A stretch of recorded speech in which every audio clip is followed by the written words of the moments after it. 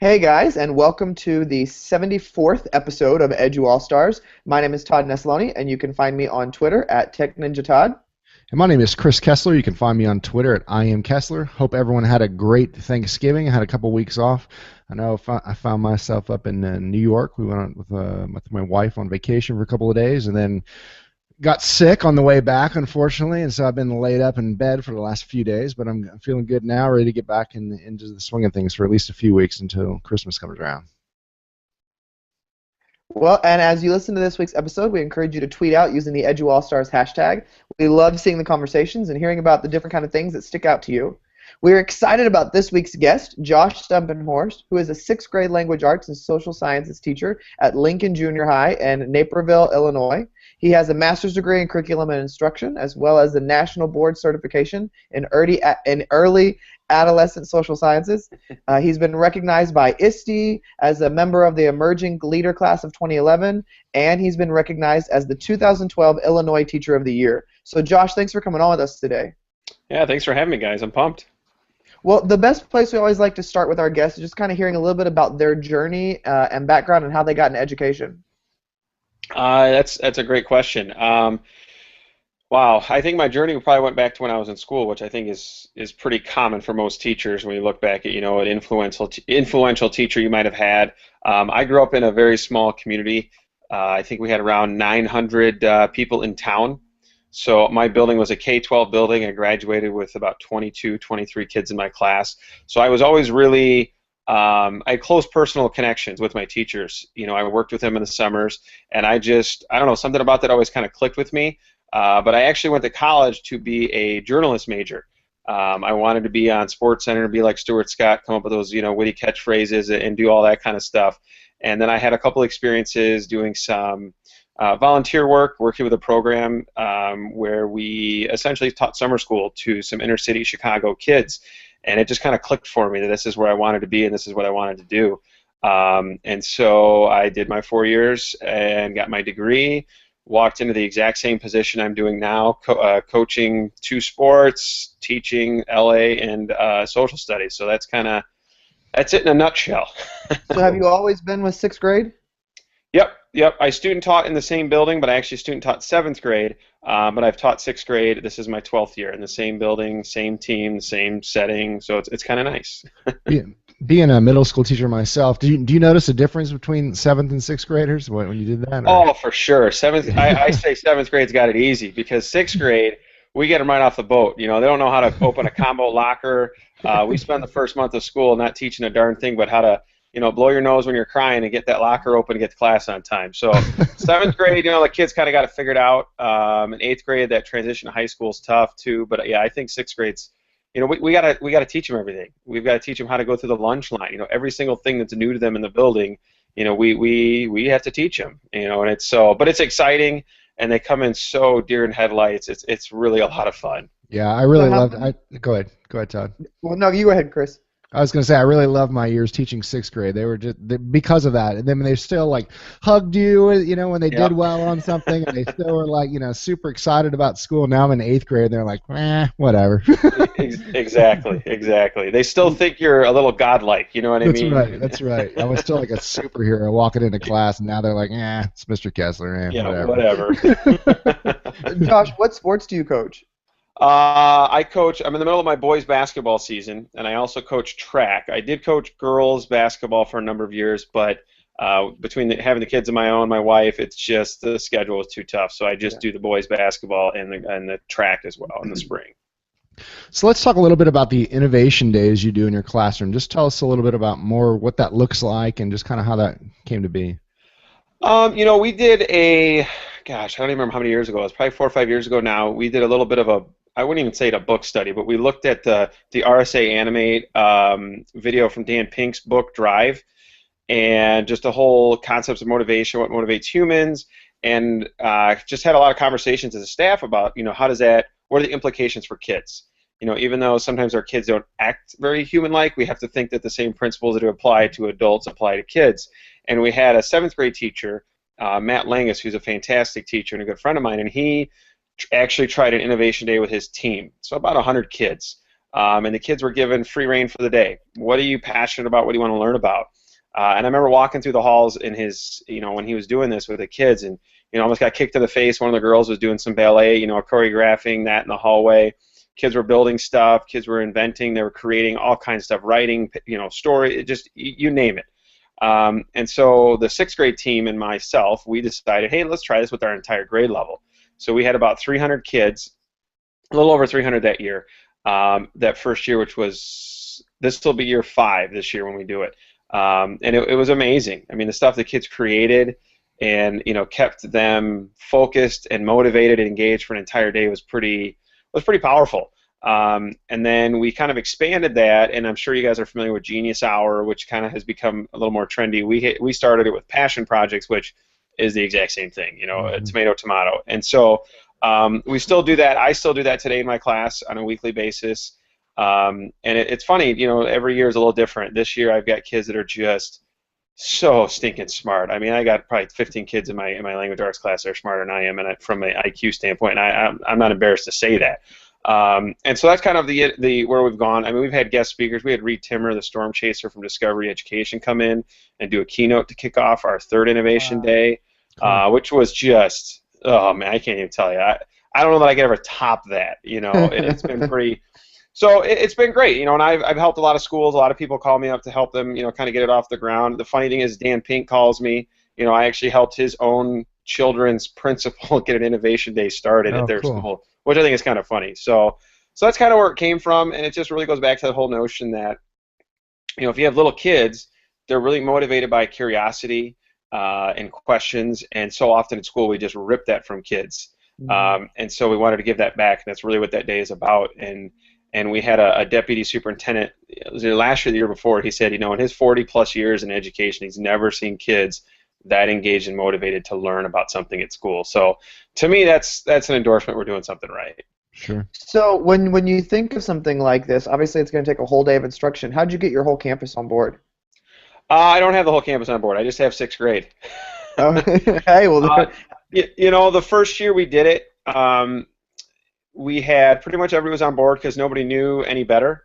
So they just said, oh yeah, we'll give this a try. And I'll be honest, there are some outliers that don't like it because it's not graded, it's not, in the curriculum or whatever. And I'll be honest, I could tell you every single project at some stupid Common Core standard if I really wanted to. I mean, we all know that. So yeah, I do have people, but it's taken on kind of a life of its own that while this is an unintended kind of thing, the passive-aggressive peer pressure that if you're that one teacher or that one team that doesn't do it, you're going to look pretty bad because all the kids, vast majority of them talk about that being their crowning moment of 6th grade, that was the day they say, that was the best day. I built, I built something, and they talk about that, and they remember that forever. And so 7th and 8th grade has not bought into it. They have not bought into it, and I don't know the reason. They just think it's a 6th grade thing. I'm not real sure. We do have some teachers dabbling with the Genius Hour concept, so I guess that's a step in the right direction. So if there were some teachers listening who were interested in doing an Innovation Day, would they just contact you, or do you have something on your site that has kind of a rundown of what it looks like? I posted on my blog about it, but certainly you connect with me on Twitter. I'm happy to help anybody. I use a very simple planning sheet, and I'm happy to share that with anybody we've created and kind of build it to what you need. But it's really, really simple. Hey kids, you're going to get a day to learn about whatever you want. You need to create something and share something. That's the directions. I mean, it's as simple as that sounds. That's really what it is. Yeah. But certainly any teacher who wants to reach out, I am more than happy, and I love seeing that idea spread. So please do reach out and get a hold of me. Awesome. Well, in 2012, you were recognized as the Illinois Teacher of the Year. Can you kind of tell our listeners a little bit about how that came about and what that experience was like? Oh, boy. I got lucky, I guess. I don't know. It's one of those things where I was nominated by, and this is going to sound, I'll be totally honest, I was in the process of, I really wanted to go to ISTE. Okay, I'd never gone. And so I applied for my principal nominated me for their emerging leader, which, as you know, I did receive as part of that class. And my principal said, well, hey, why don't I nominate you for our Those Who Excel, which is our Teacher of the Year program within our district, because that'll look good on your resume. Now, she never said, oh, you'd be really deserving. Now, maybe I did. I get it. So that was why it originally happened. And then the district decided I was the best candidate for the entire district to be sent on to the state. And then the rest was history. I became the Illinois Teacher of the Year, which, looking back on it, started kind of humorously. And then before you know it, I'm throwing out a pitch at Wrigley and meeting the president. So I guess it worked out all right for me. That's cool.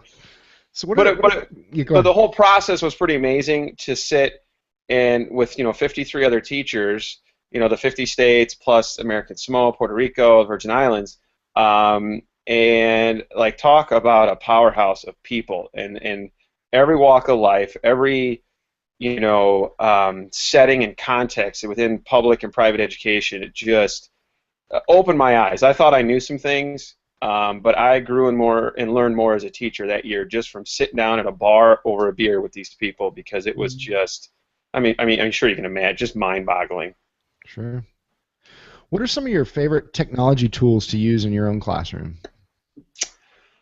Oh, that's a great question. Whatever works for the kids is typically my answer. I think that a lot of times, and this has kind of always been one of my frustrations, I go to a lot of tech conferences, and you look at the sessions that are always full of the top 25 iPad apps for kindergartners. There's 4,000 people in there, but then you go listen to somebody talk about really changing the way we look at the use of devices or the use of technology, and there'll be 3 people in there, and it'll be a dynamite presentation. So I always hesitate on listing a few. When I talk about for teachers in terms of professional growth, my number one tool is always going to be anything social media related that can connect you to people smarter than you, because I know there's always people smarter than me, and I want to learn from them. But with kids, it's so hard to pick one thing, because in my ELA class, my language arts class, kids are using all kinds of stuff. I've got kids on Scratch writing programming. I've got kids just all over the place. I don't know that I could pick one single thing. I'm really right now, if I'm going to name one thing, Minecraft has been really big in my class this year. I dabbled with it last year, and I'm really having kids do a lot of building and creating within our social studies context. So when we talk about the manorial system in medieval Europe, we're not going to talk about it. I want you to research it and build it, and talk about taking that to kind of a different level. And so that would, I guess, would be one that is a new one for me. But there's just, oh my gosh, you throw a stick, you'll hit 100 things. There's just so much out there, and our district is in the middle of piloting and potentially, hopefully, moving to a one-to-one initiative next year, which is going to change everything, I think, in a good and a bad way. But it's going to be, you ask me that question in a year from now, I'm probably going to have a much different answer depending on what device we go with and what ecosystem we're living in. Yeah, sure. Now, I know you mentioned sportscaster at the top of the episode, but what if you weren't a teacher? Is that what you think you'd be? I probably would be. I'd probably be a writer, sports writer. When I was in high school, funny story, I wrote for our local paper. When in a town of 900, you can't really be too anonymous. So I actually had a fake name that I wrote under. So when I was covering sports, especially when I was playing high school basketball, I was covering our own games, and our coach would always be like, "Who is this guy that knows what I'm saying at halftime?" Like, he didn't know it was me, and it was always kind of funny. And to this day, I never told him that I was the one writing, though I think my parents were the only ones that knew that it was me. That's awesome. So tell us a little bit about, sorry, Chris. Tell us a little about your journey with getting on social media and using that to connect and improve your practice. It's pretty simple, and I think a lot of people would have a similar story. I was at a tech conference, and my true story, John Orrick. I don't know if you guys know John. He's an amazing guy. He's on Twitter, Jay Orrick, but he was doing a session on Twitter, and this was probably going on probably 4 years ago, and I had no interest in Twitter. I barely knew what it was. I thought it was LeBron James and Kim Kardashian. I really didn't think anything of it. I was just sat in the room because my battery was dying, and it was a fairly open room with an open outlet. We all know that game, right?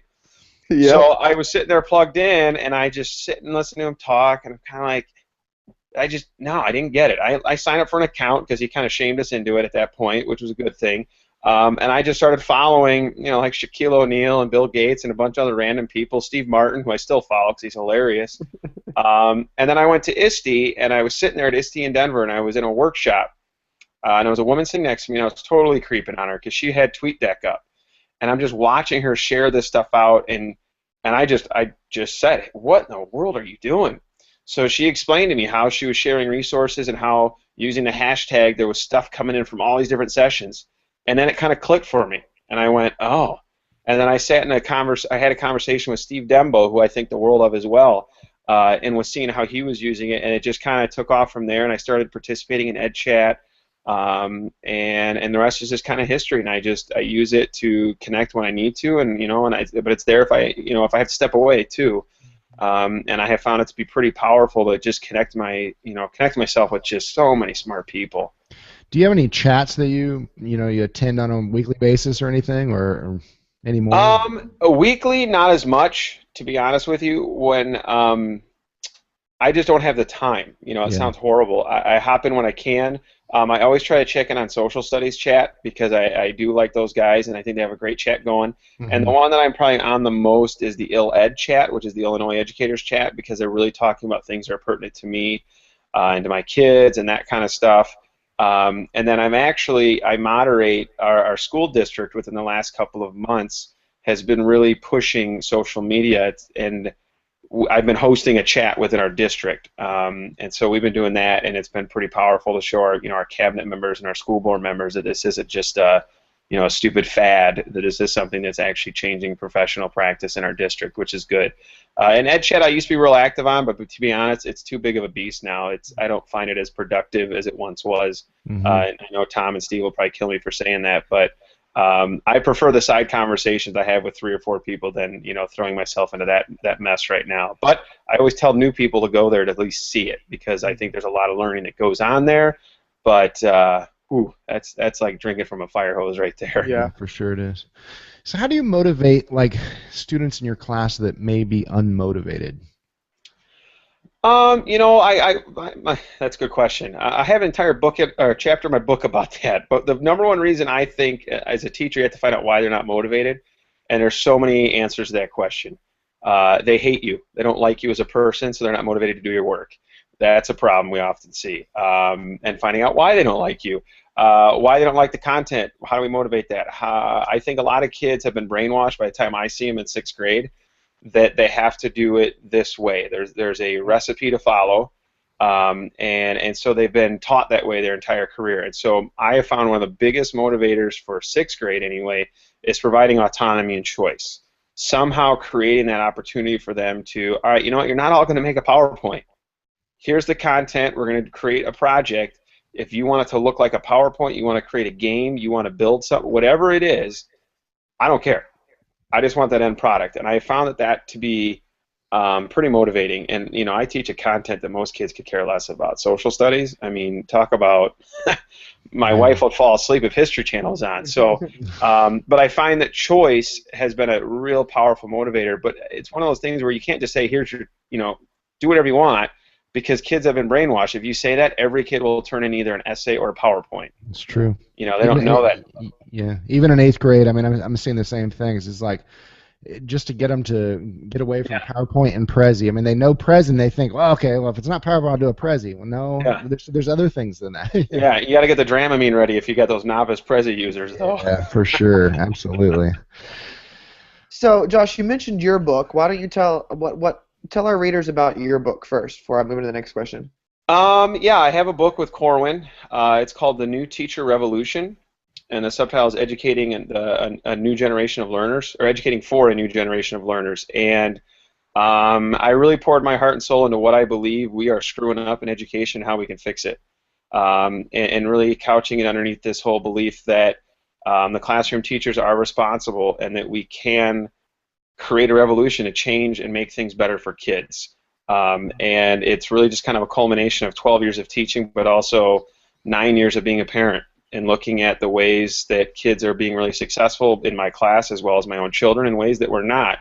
And so it's really a challenge to the status quo and a lot of the things that we have had as time-held, traditions in education. I'm excited about it. I just got my book covers this week, so hopefully that'll get summed up, and it'll be available, give or take, end of February, early March. Cool. That's exciting. Yeah, I'm pretty pumped. So, speaking of your book, what are some books that you have read recently or that you're currently reading that you would recommend to somebody else? One I'm actually currently reading is by Ken O'Connor, and I'm going to mess up the title. I always do. It's about grading. The Grader's Toolkit or something like that. It's got a green cover. It's a fantastic book. It's escaping me right now. But it really evaluates the traditional grading systems that are out there and really challenges how we look at what a grade means and evaluate how we can use grading and assessing to more accurately reflect learning and actually lead to learning, and rather than just be kind of an output of learning. So that's one I'm looking at right now, and I just picked up, I'm trying to think of the title. It's a Gary Steger book. It's about the maker movement, and I've been just kind of flipping through that. I'm kind of excited to get into that one. We're doing a book club at school about that, and I'm kind of pumped about that one right now. That's cool. What's something, just looking back over the last few years, what's something you're most proud of accomplishing? I think my most proud accomplishments, every single year when a kid says they don't hate school anymore, and they did, like, that's always my greatest accomplishment. And I think about that from my perspective as a father. Every year as a parent, you get these little, cute worksheets from the elementary school teachers, like, fill out all these things about your kid, and there's always that question of what are your goals for the year.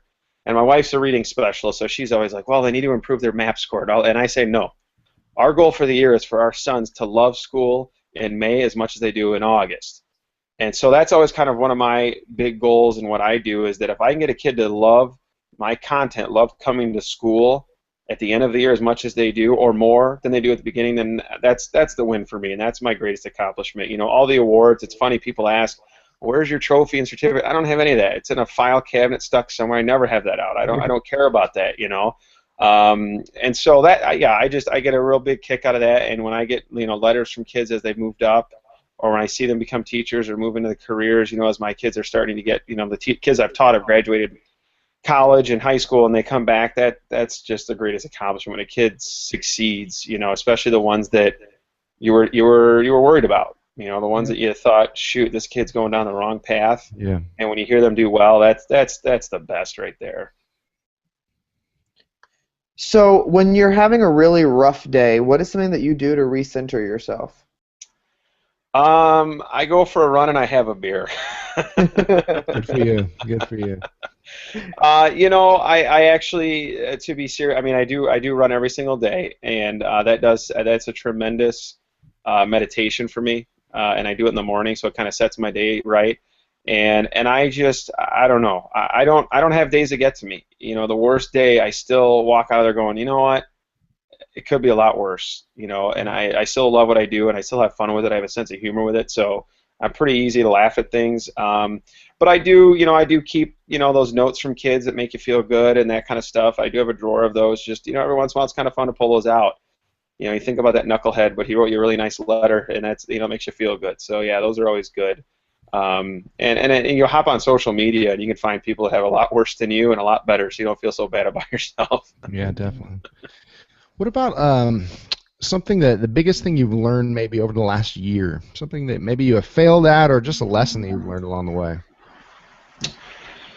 One of the things that I think I've known this, but it constantly gets reinforced, and it's kind of a scary thing, is the tremendous impact that adults have on kids, and how much we are responsible for screwing kids up in a lot of different ways. And I mean that from a teacher perspective and a parent. And I use this as an example I had last year. I had probably one of the roughest groups of kids that I've ever had in my entire career. It's one of those groups where if you were in your first year, you would think long and hard about coming back the next year. And from every end of every possible scenario you could imagine, from challenges of kids with police records to everything in between. And so, but in going through that year and looking at the adults in these kids' lives, it just great sadness to look at. And we know this. We know that the apple doesn't fall far from the tree in most cases. I know that's a stereotype, but there's a lot of truth to that.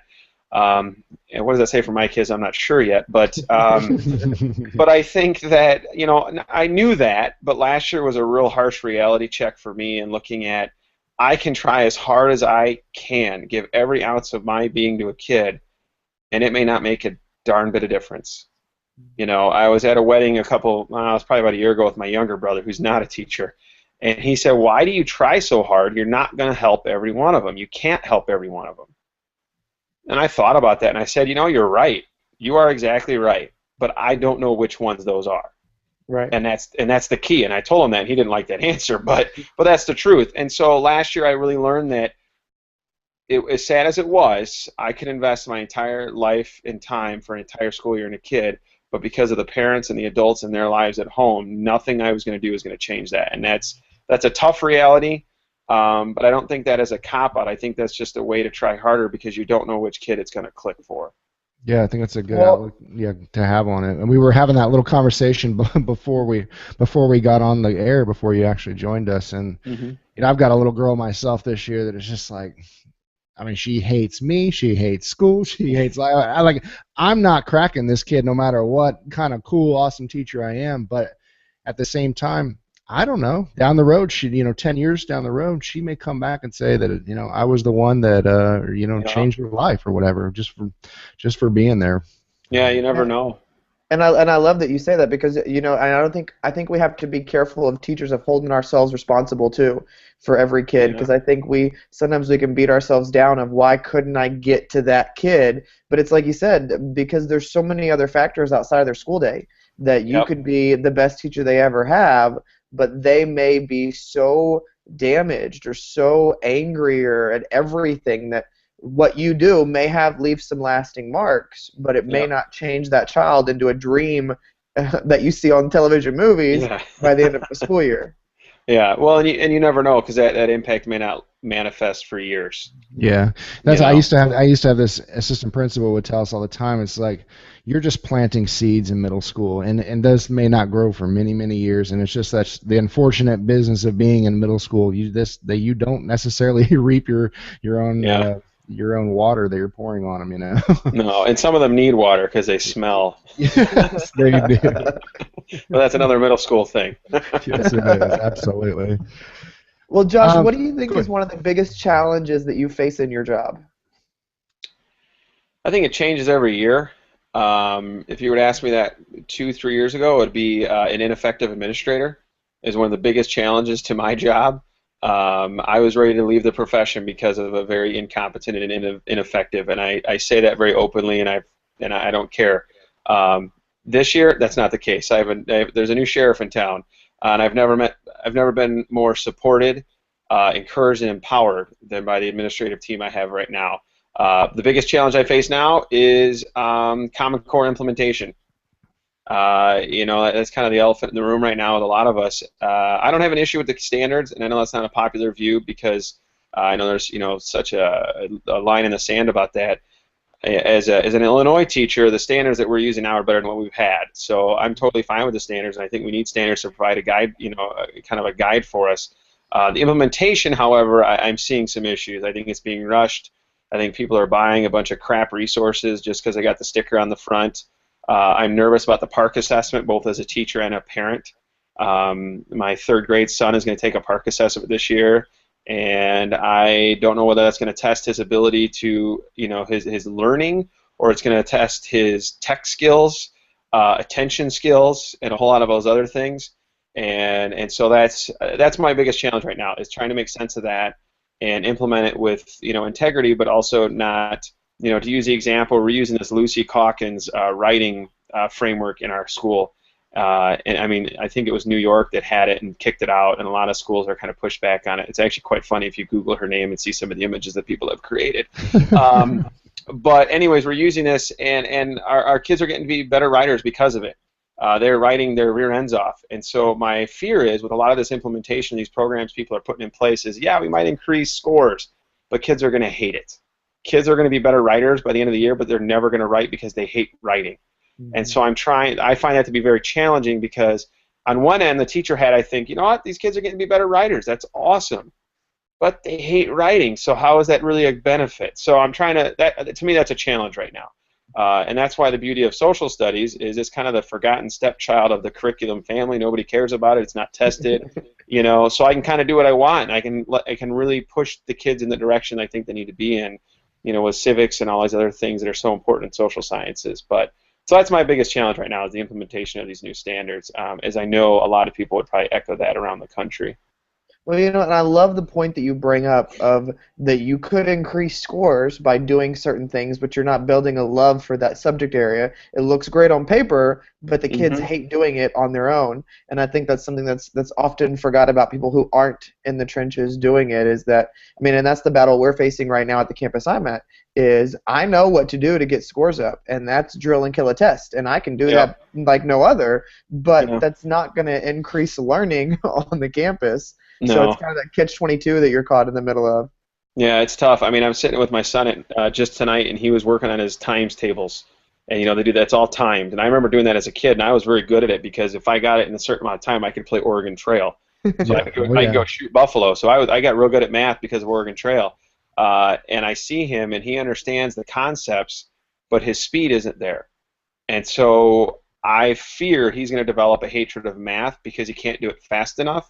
And so it's tough. And so I see it in my own house where my other son doesn't have that problem. So it's tough. You're right because you want them to succeed, but at what cost? And how do we measure success? And it's not in a bubble sheet. Yet every state and district, that's how they're measuring your abilities and your success or failure as a teacher. And in our state, that's going to be tied into our evaluations next year. Is how kids do on these assessments, and that's, I have mixed feelings on that. I think yes, I should be responsible for getting kids to learn, but I think there's a lot of ways to measure that, not just that one isolated test. So yeah, it's nervous. It's nerve-wracking for a lot of teachers, and I'm afraid it's going to push a lot of good teachers out. If you could go back and see yourself maybe as a first-year teacher, what advice would you give yourself? Oh, man, I would say I'm sorry to the kids first off because I didn't know what I was doing. I still remember the first group of kids I had. I was a social studies guy. That was what my degree was in college, and I was going to be a history teacher. And then my senior year, spring term, I was all locked up. I was a track athlete in college, so I was taking that as a class. I was going to take a bowling class and a jogging class, and that was going to be my final term of college. So I was pumped and ready for that. Then I applied for a teaching job that was a split with an LA position, and I didn't have that endorsement. So I had to Wow. cancel all of those classes and take a bunch of English courses. So if you guys teach English, you know that no college English course prepares you for teaching junior high English. Um, so I think that if I were to go back, I would say, beef up on your young adult literature for one, and then the second thing is, I don't think I recognize the power of relationship building with kids and with parents, or even colleagues in my first couple of years. I think a lot of new teachers have this fear that if they ask questions, the assumption is they don't know what they're doing, and so a lot of teachers, especially in the new years, become very isolated in teaching in their silos because they either A, are afraid that somebody will find them out and they are not, as competent as their resume and their interview made them seem like they could be or they should be, or they are afraid that the parents might see, oh, this new teacher doesn't know what they're doing, and they're afraid to show their mistakes. And so I think that if I were to go back, I would definitely be way more transparent in what I was doing and seek help. And that feedback that I do now from my colleagues, from my students, and from my parents, because I just find that is such a valuable tool that, frankly, I was scared to even look, or pull my head up out of the sand that first year or three. Yeah. So, Josh, one of the questions that we always like to end on with our guests is, what is something that you're really passionate about right now? Ooh, boy, that's a good question. Um, wow, I don't know if I have an answer. What am I really fired up about right now, other than how bad the Bears are? Yeah, I think. they're pretty bad. They are pretty bad. Oh gosh, oh, the best thing about this Sunday is there was no Bears to get That's upset right. about. They already screwed up Thanksgiving for us. I think that I'm really passionate. I'm really excited about, what I'm doing in the classroom with kids is that I feel as though I'm at a point in my career where I'm very comfortable with what I'm doing, not in a stagnant way, but and I'm at a point with my content, especially in social studies, where I can take it to a deeper level with kids, and I can really connect with kids. And we're using a lot of social media. Kids are excited about using Kid Blog and putting their content on our YouTube channel. And I'm really excited about sharing my kids' work and their genius with the world, which I wasn't doing as much before, and I'm really doing a lot of now. We have in-class Socratic seminars. I'm tweeting out, when the kids are discussing. And it's really neat to see the interaction of the kids. Oh, wait a minute! Somebody commented on something I said in the discussion. I mean, they're really fired up about that. And so I'm really excited about that, and I'm excited about the potential that that social media realm can provide that authentic audience for kids that they never before had. The refrigerator is no longer the space in which student work should be shared. If that's it, then we're not doing a good enough job, and kids need an audience well beyond that. So I'm really excited about that, and I think that it's just going to continue to get easier and better, and just allow kids to see their true potential in connecting with the world. Speaking of connections, how can people connect with you? The easiest way is my entire online universe revolves around Stump Teacher. So my Twitter handle is Stump Teacher. That's my Gmail. It's my YouTube. So if you can remember that, and my name is not exactly common, so if you just Google my name, you're going to find me pretty easily. Yeah, it's awesome. If you want to connect with us, you can connect with us at EduAllStars HQ on Twitter, and then we use the hashtag EduAllStars. You can also find episodes at EduAllStars.com, or search out EduAllStars with no spaces on iTunes. Thank you so much for joining us this Sunday evening. We had a great conversation. I got to know you a little better, and I wasn't very familiar with you before we got started, so this is a great connection that we made. Appreciate that. Thanks for having me, guys. I appreciate it. And we encourage all of our listeners to join us for our next episode as we interview 12-year-old H.G. Sanzastri from London next week. So you'll definitely want to check that out. Thanks again, Josh, and we will talk to you soon. All right, thanks, guys.